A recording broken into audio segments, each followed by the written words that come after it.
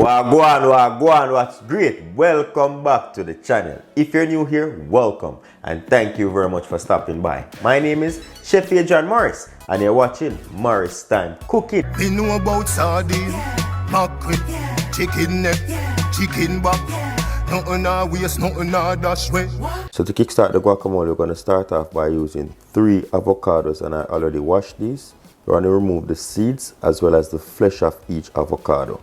Once you get all of those flesh removed, we're going to season with a little bit of salt and pepper. I'm using about a 1/4 teaspoon here. And you want to crush that to incorporate the salt and pepper in the avocados from the get-go. So you want it to be nice and chunky. Finally mince 1 garlic and add to that avocado mix.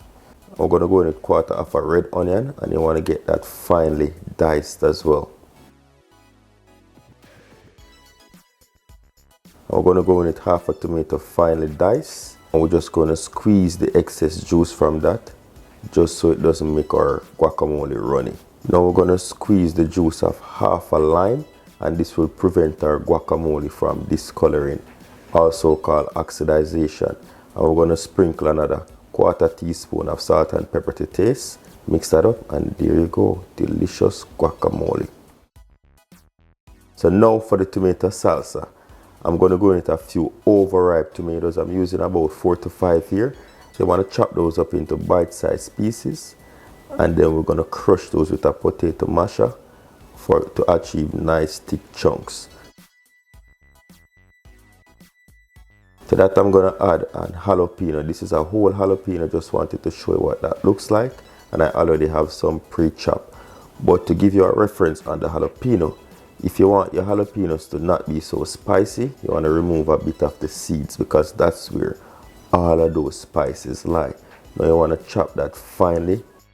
Then we're going to add 1/2 of a chopped red onion to the tomatoes, 1 garlic crushed, and you add that right in. We have here some cilantro. You don't want to use too much because this is very tangy, and I'm also going to be going in with a few parsley leaves. Chop those up.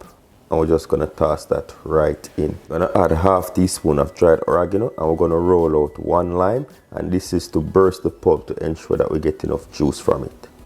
Cut that and squeeze over a strainer just to prevent any seeds from falling in. And we're going to season with 1/2 teaspoon of salt and pepper to taste. Mix that up, and then we're going to go in with 2 to 3 tablespoons of tomato paste, and instantaneously realize how that gives you a vibrant red color. We're going to add about a tablespoon of white vinegar to preserve it. Mix that up and you have the perfect tomato salsa. Look at that. For our homemade sour cream, we're going to go in with 1/2 cup of 2% milk as well as the juice of 1 lemon. You want to roll that lemon out to burst the pulp. Then we're going to squeeze that through a strainer to prevent any seeds from falling in. To that I'm going to add a teaspoon of pure white vinegar. And then with a whisk, we're going to mix until fully incorporated. So once that's mixed, we're going to go in with 1/2 cup of whipping cream, and this will help us to thicken this sour cream. Once you mix that thoroughly with your whisk, you should have a nice creamy looking mixture, just like this. And look at that. Look how creamy that looks. I'm going to pour that mixture into a jar. And then we're going to seal that off with some damp paper towel.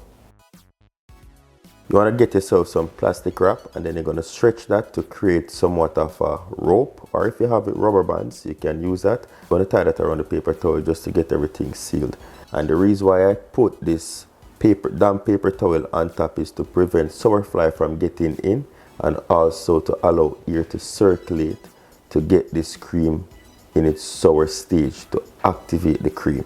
You're going to leave this out on your countertop overnight, or 24 hours is best.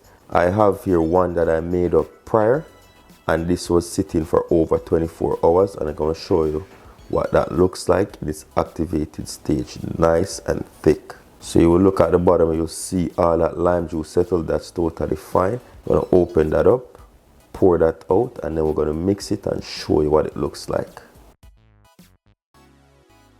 Look at that, sour cream activated, nice and thick. Don't be alarmed, once you whisk this out, it should be a nice creamy mixture. Mix that thoroughly, and there you go. Nice creamy sour cream. Now we're gonna compare that with the store-bought to just show you what that looks like. Store-bought settled and everything, once you mix that up, that's what it looks like. And the store-bought one, however, you know it's been in the store for weeks, so it will be a bit creamier than ours homemade. But look how creamy ours look. Nice sour cream made easy. And look at the comparison of the two.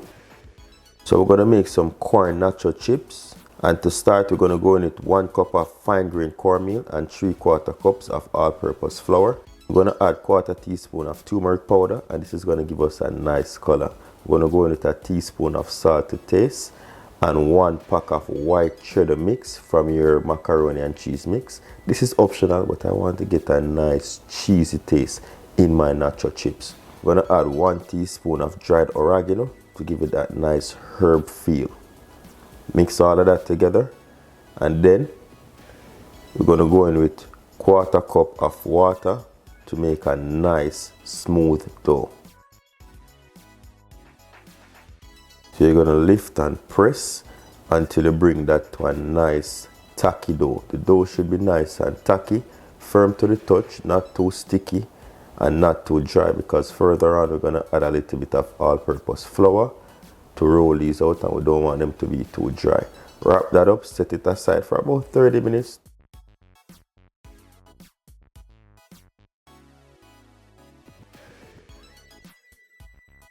Now we're going to flour your clean work surface with a little bit of flour. Then we'll cut those into a 1/2 inch thick squares. Roll those into mini golf sized balls. Sprinkle with a little bit of all-purpose flour. So flour your rolling pin, and then we're going to roll these out nice and thin as possible. Flip that over and repeat. Now this is about a 6-inch wide, and we're going to use a fork to dot that just so it doesn't puff up on us while frying. You're going to divide this into 8 equal pieces using a pizza cutter, or if you have a knife, that is totally fine. And there you go, they're nice and thin. We're going to put those onto some grease paper just so they don't stick. And we're going to repeat until we get our desired amount.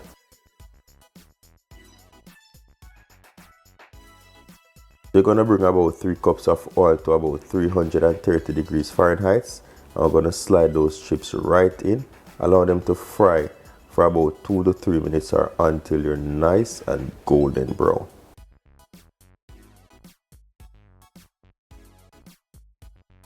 And look at that, nice and golden brown. Allow them to drain, then add them onto a paper towel. Now I'm going to show you how to get your chips nice and thick. So we're not going to be rolling those out as flat as we did the first batch. We're going to roll them out into about 3-inch wide, so they have a little bit of thickness to it, right? We're just going to dot that with our fork and then cut these into 4 equal pieces versus the 8 piece as seen before. And look at that. These are a little bit thicker if you want your chips to be crunchier, right? Look at the comparison. One is thinner and one is thicker. The one that we rolled out in 3 inches makes them a bit thicker. And we're going to fry these in the same 330 degrees Fahrenheit oil for about 2 to 3 minutes or until they're nice and golden brown. And look how crispy, how crunchy, golden brown nacho chips that you made for yourself. Drain those and put them onto a paper towel. These are the ones that were rolled out very thinly, and these are the thicker ones. Choose your choice. So to kickstart this nacho bowl, I'm going to go in with a cup of shredded Scotch bonnet cheddar cheese, 1 cup of shredded mozzarella cheese, 1.5 cups of cooked jerk ground beef. You can use regular ground beef for this method. And then we have here some freshly chopped red onion, green onion, bell peppers, tomato, and jalapeno. You can chop the amount to your desire. To a baking dish, you're going to add some grease paper at the bottom so it's easily removed. Then you're going to go into your nacho chips, a little bit of that Scotch bonnet cheddar. Then we're going to add some mozzarella on there for the nice cheese pull. Then you're going to top off with that jerk ground beef. and a generous sprinkling of your bell peppers, your onion, your tomato, as well as your jalapeno. And for the toppings here, you can just go in with the amount to your desire. And we're just going to repeat that until we have a nice layered nacho bowl.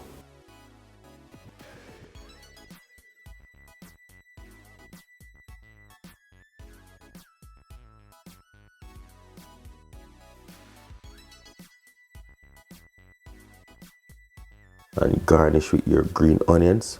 Pop that in your oven at 500 degrees Fahrenheit for about 2 to 3 minutes, or until your cheese is melted, and you should be good to go.